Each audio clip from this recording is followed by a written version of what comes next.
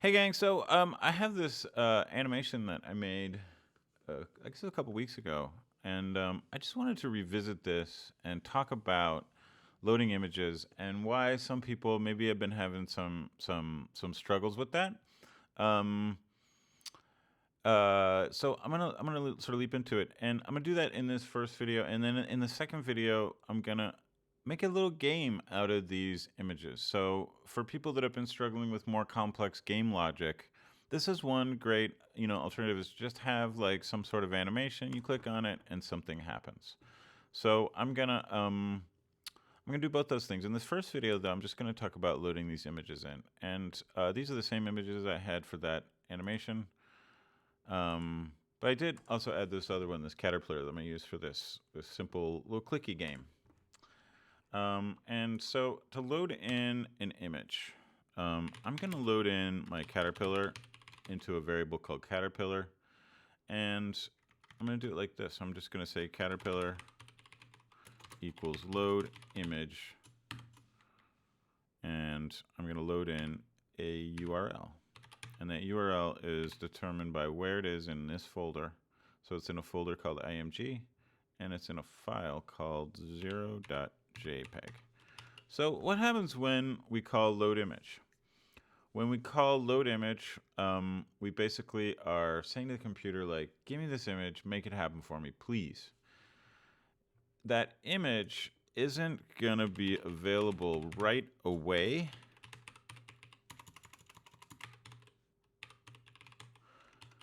So if I go here, that's not the right one. If I go here, oh, looks like it was available right away. That's interesting.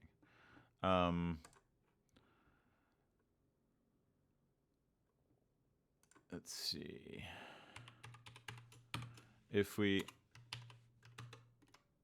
log some stuff from this, we can see this image.get we've been using. Now, first of all, this image.get function, it's actually part of this image that was just loaded.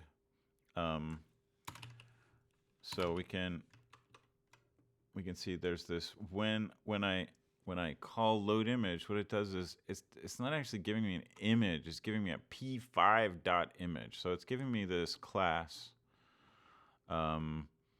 It's giving me this thing that's an instance of this image class, and this is going to have all my image data, and then I can use that in my draw function. I can say, oops, I can call something like this image function, and I can pass in that image, which is not literally the image, it's just the data of the image, along with a bunch of other nifty stuff. And I can draw it at 0, 0, and you can see I don't have a canvas yet. And I'm going to go ahead and make this canvas width, canvas height. I'm going to define those values because I do think it's better. Sometimes I don't do it, but I always think it's a great idea when I do. So I'm going to say window.inner width. And again, what that does is it sets the canvas, the size of the canvas, to the width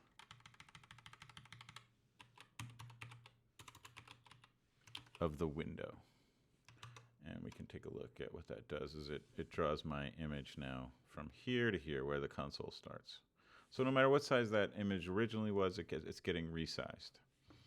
Now, there's another thing that we did with our sprite sheets, and I see a lot of you wanting to use that with your just regular old images. So when we're wanting to grab just a portion of this image, just a small portion, we'll use image.get, and I'll show you that. So we can say, and now this is what I think is a little bit confusing here. So I'm surprised that we're getting that image object here, but if I try to do this in my draw loop, and what I'll do is I'll say caterpillar crop, and I'm going to create this variable. So now I've got this variable caterpillar crop. So it's going to be just a small portion of this caterpillar image. And we'll go from 100, 100, and we'll grab like 100, 100. And I think we'll see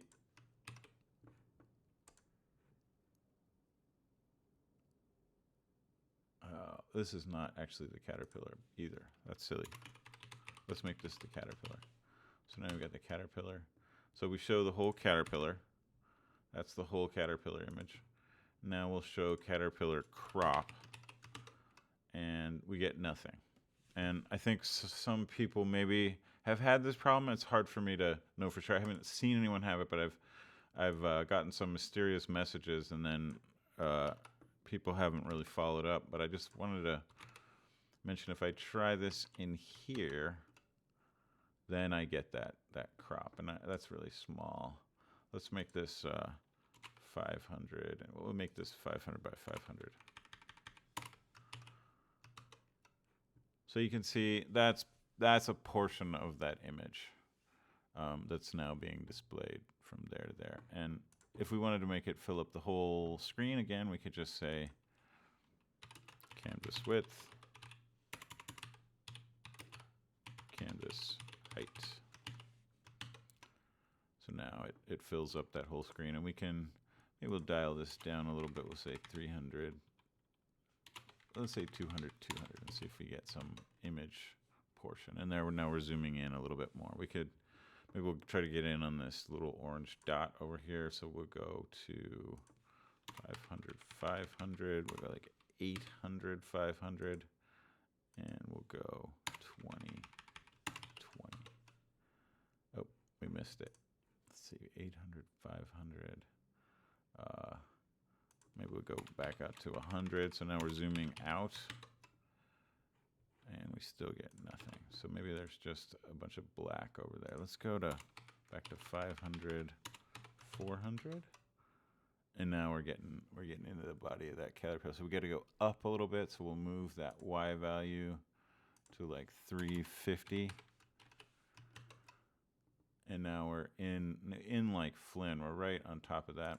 We can zoom in some more. 10, 10, and there's some orange.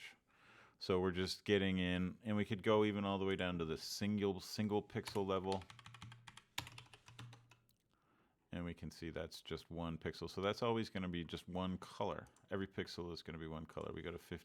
Let's go to like 400, and we'll see we get a different color. I guess it's black. Let's go up a little bit. 380. And we get a different color. We'll go to 360. And we get that orange again. So I just hope that sort of cleared up what this image.get does. And the reason why it doesn't work in preload is that I guess even though we do already have the image object, it just hasn't finished loading this file yet in preload. When we get to setup, it has finished loading it. So that's where we can make these .get calls to get a certain part of that image. And then we can draw it in the draw loop. Okay, so I hope that helps clear a few things up. And in the next video, what I'm going to do is use this caterpillar image to make a little clicky